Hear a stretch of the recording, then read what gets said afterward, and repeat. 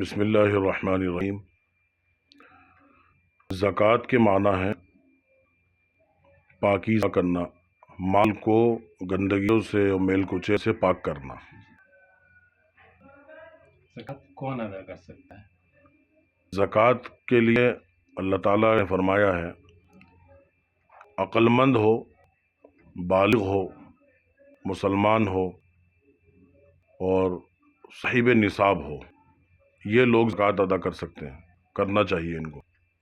نصاب کیا چیز ہے؟ نصاب کہتے ہیں اصل میں اس مال کے اس حصے کو جس پر اللہ تعالیٰ نے زکوٰۃ کو فرض کیا ہے۔ جی مثال کے طور پر اگر کسی صاحب کے پاس 52 تولہ چاندی ہے، ایک ہے سونے کا نصاب 7.5 تولہ سونا، یا مال تجارت ہو، تجارت کا اس کے پاس میں کچھ مال ہو، بجلی کا اس کے پاس میں کچھ مال ہو، ان سب چیزوں کو ملا کر اگر کوئی صاحب 52 تولہ چاندی کے بقدر مال ان کے پاس ہوگا تو پھر اس شخص کو زکوٰۃ دینا فرض ہوگا۔ کس سمپتی پر زکوٰۃ دی جاتی ہے؟ استعمال کے علاوہ جو سمپتیاں اور جائیداد ہیں جو انہوں نے خرید و فروخت کے لیے یعنی بزنس کے پرپز سے خریدی ہیں، جتنے پلاٹس ہیں بزنس کے نیت سے خریدے گئے ہیں، جتنے فارم ہاؤس ہیں جو سیل کرنے کے لیے خریدے گئے ہیں، ان تمام سمپتیوں پر، ان تمام جائیدادوں پر زکوٰۃ دینا فرض ہوگا۔ کن لوگوں پر زکوٰۃ لاگو نہیں ہوتی ہے؟ زکوٰۃ لاگو جن پر نہیں ہوتی ہے اس میں سے پہلی چیز تو ہے کہ وہ نابالغ ہے، یعنی عمر کم ہے اس کی، بھلے وہ نصاب کا مالک ہے لیکن عمر کم ہوگی تب بھی زکوٰۃ اس کو فرض نہیں ہوگی۔ بے وقوف اور پاگل اور مجنوں ہے، بھلے نصاب کا مالک ہے تب بھی زکوٰۃ اس کو فرض نہیں ہوگی۔ یا یہ کہ جو لوگ اس نصاب کے بقدر مال کے مالک نہیں ہوں گے، ان کے پاس تھوڑا سا ہے، نصاب کی کیٹیگری میں وہ لوگ نہیں آتے ہیں، تو ان کے اوپر زکوٰۃ فرض نہیں ہوگی۔ زکوٰۃ کن لوگوں کو دی جا سکتی ہے؟ اس کے لیے بھی اللہ تعالیٰ نے قرآن میں واضح حکم فرمایا ہے کہ زکوٰۃ تو در حقیقت وہ مستحق اور ضرورت مند لوگوں کو دی جائے گی، اور جو فقیر ہوں گے، مسکین ہوں گے، یا جن کے پاس میں نصاب کے بقدر مال نہیں ہوگا، ایسے لوگوں کو زکوٰۃ دے کر ان کو اوپر اٹھانے کے لیے زکوٰۃ کا نظام بنایا ہے۔ زکوٰۃ کب دینی چاہیے؟ زکوٰۃ دینے کے لیے شرط ہے کہ جس مال کی آپ زکوٰۃ دے رہے ہوں اس پر پورا سال گزر جانا ضروری ہے۔ فرض کیجیے کوئی آدمی 1 اپریل کو نصاب کا مالک ہوتا ہے، اب اگلی 1 اپریل آنے سے یعنی 30 مارچ کو اس کو دیکھنا چاہیے کہ میرا کیا اسٹیٹس ہے، لہٰذا جو اس وقت کا اسٹیٹس ہوگا، مال پر سال گزر گیا ہوگا، اس پر زکوٰۃ دینا فرض اور واجب ہوگا۔ کیا زکوٰۃ پریوار کے سدسیوں کو دینی چاہیے؟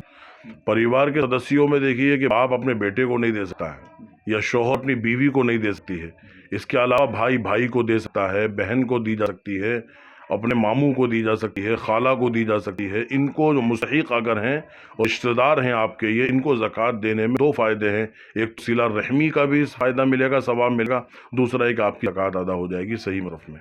زکوٰۃ کس روپ میں دے سکتے ہیں؟ پیسے میں یا سمپتی میں یا اور چیزوں میں؟ زکوٰۃ کے لیے پیسہ بھی جو ہے دیا جا سکتا ہے، اور باقی یہ ہے کہ کچھ غلہ وغیرہ بھی دیا جا سکتا ہے۔ اچھا مولانا صاحب، یہ بتائیے کہ اتنی زکوٰۃ ہمارے 20 کروڑ کی آبادی ہے پورے ہمارے ہندوستان میں، اتنی زکوٰۃ نکالنے کے باوجود بھی مسلمان غریب ہے، مسجدوں کے باہر کھڑا ہوا اپنی بیٹی کے لیے شادی کے لیے بھی بھیک مانگ رہا اور اپنے علاج کے لیے بھی بھیک مانگ رہا ہے، زکوٰۃ نکالنے کے باوجود بھی کیا وجہ ہے؟ یہ اس کا سیدھا استعمال ہے کہ جس مقصد کے لیے زکوٰۃ کو اللہ تعالیٰ نے فرض قرار دیا تھا، اور جو ان مقاصد میں اہم ایک بنیاد سماج اور معاشرے کی اصلاح تھی، در حقیقت ہم لوگ اول تو زکوٰۃ مکمل دیتے نہیں ہیں، اور اگر دیتے بھی ہیں تو ان کا صحیح استعمال نہیں ہو پاتا ہے۔ ہمیں یہ چاہیے کہ ہم زکوٰۃ مدارس والوں کے ساتھ ساتھ اپنے پاس مکمل اپنے شہر کے فضا کو برقرار رکھنے کے لیے ایسے ضرورت مند اور مستحق لوگوں کو زکوٰۃ دی جانی چاہیے، تاکہ وہ اپنی زندگی کو اور اپنے کاروبار اور بزنس کو دوبارہ اوپر کو اٹھا سکیں۔ اس پر ہماری جانب سے کوتاہی ہوتی ہے۔ ہم کو چاہیے کہ ہمیں زکوٰۃ کو اچھے طریقے سے دینا چاہیے لوگوں کو، تاکہ یہ بھوکمری اور غربت ختم ہو جائے۔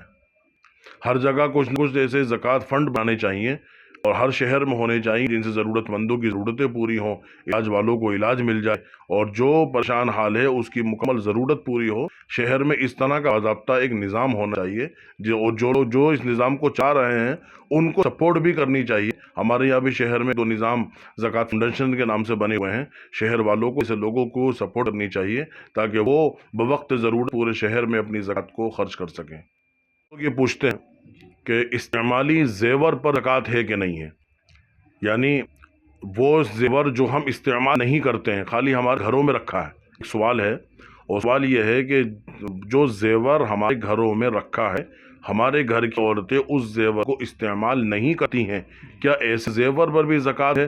تو جواباً عرض یہ ہے کہ زیور چاہے استعمال ہوتا ہو یا استعمال نہیں ہوتا ہو، ہر زیور پر زکوٰۃ دی جائے گی۔ اللہ کے رسول صلی اللہ علیہ وسلم کے زمانے میں غالباً حضرت عائشہ یا آپ کی ایک اور بیوی نے ایک انگوٹھی پہن رکھی تھی۔ اللہ کے رسول صلی اللہ علیہ وسلم نے ان سے پوچھا کہ عائشہ، یہ جو تم نے انگوٹھی پہن رکھی ہے کیا تم اس کی زکوٰۃ نکالتی ہو؟ انہوں نے فرمایا نہیں یا رسول اللہ۔ تو آپ نے فرمایا کہ اگر تم یہ چاہتی ہو کہ تمہارے انگوٹھی میں، تمہارے ہاتھ کی انگلی میں کل قیامت کے دن انگارہ نہ فٹ کیا جائے تو پھر آپ کو زکوٰۃ دینی چاہیے۔ اور بہت ساری دلیل احادیث میں ملتی ہیں کہ اس زیور پر زکوٰۃ دینی ضروری ہے، چاہے وہ زیور استعمال ہوتا ہو یا وہ استعمال نہیں ہوتا ہو، بہرحال ہر زیور پر زکوٰۃ دی جائے گی۔ کیا ایجوکیشن میں اس کا پیسہ، زکوٰۃ کا پیسہ ہم لگا سکتے ہیں؟